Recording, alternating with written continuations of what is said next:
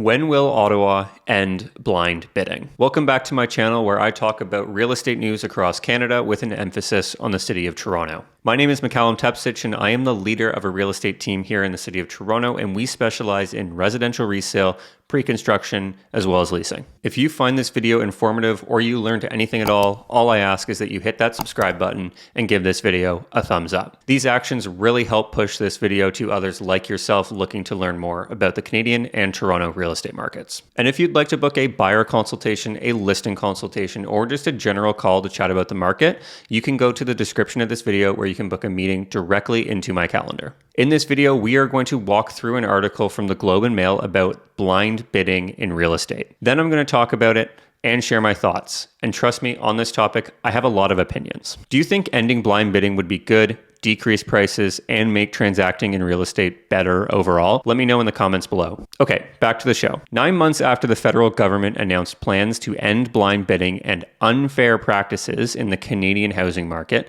there's still been no timeline on when home buyers' Bill of Rights will be tabled in the House of Commons. The Liberals unveiled plans for the Bill of Rights in the 2022 federal budget in April in an effort to make the process of buying a home more open, transparent, and fair, according to the document. It's pretty interesting that the article does not mention the government using this plan in an effort to cool housing prices. Some real estate experts point to the practice as driving inflated home prices, while others defend the process as giving Canadians the right to sell their homes as they see fit. Other possible changes under the proposed Bill of Rights include ensuring the right to an inspection before the deal closes and transparency on previous purchase prices according to the 2022 budget. Not exactly related to open bidding, but buyers can hire a home inspector prior to submitting their offer, and they are always able to put in a condition into their offer. And if an agent isn't providing their buyer with previous comps, which if I'm being honest is the bare minimum of what they should be doing, they shouldn't be working with a buyer. The final part of the article states that some provinces have looked at the blind bidding question independently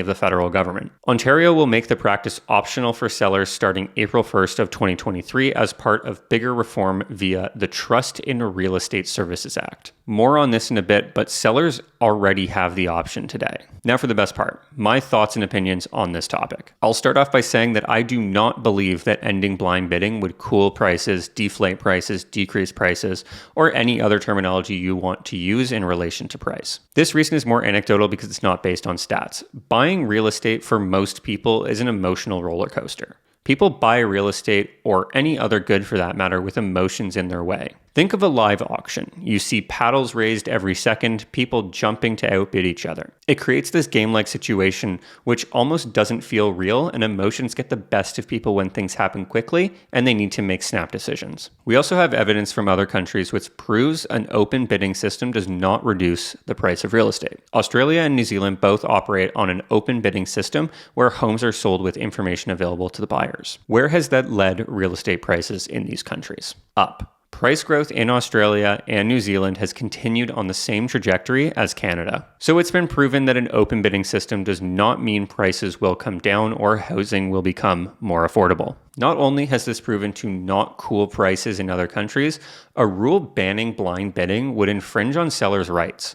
Sellers should have the right to choose how they want to sell their greatest asset. Contrary to popular belief, a homeowner can, if they want to, sell their home in an open bidding system right now. All they need to do is instruct their realtor in writing to reveal the contents of any offer to the competing buyers. I've been in this situation once with a buyer before. The seller was selling with an open bidding system online. After hours and hours of buyers outbidding each other, the home ended up selling for about $35,000 above market value. The process was completely gamified and didn't feel real at all. My buyer backed out quite early, but I watched as things progressed. Once the bids hit market value, buyers must have been thinking, what's another $5,000? In a blind bidding system, buyers can be hesitant to increase their bids significantly, if at all, because they don't know where the other buyers stand. Whereas in an open bidding system, the buyers can increase many times by smaller amounts. Could the property have sold for over market value in a blind bidding system?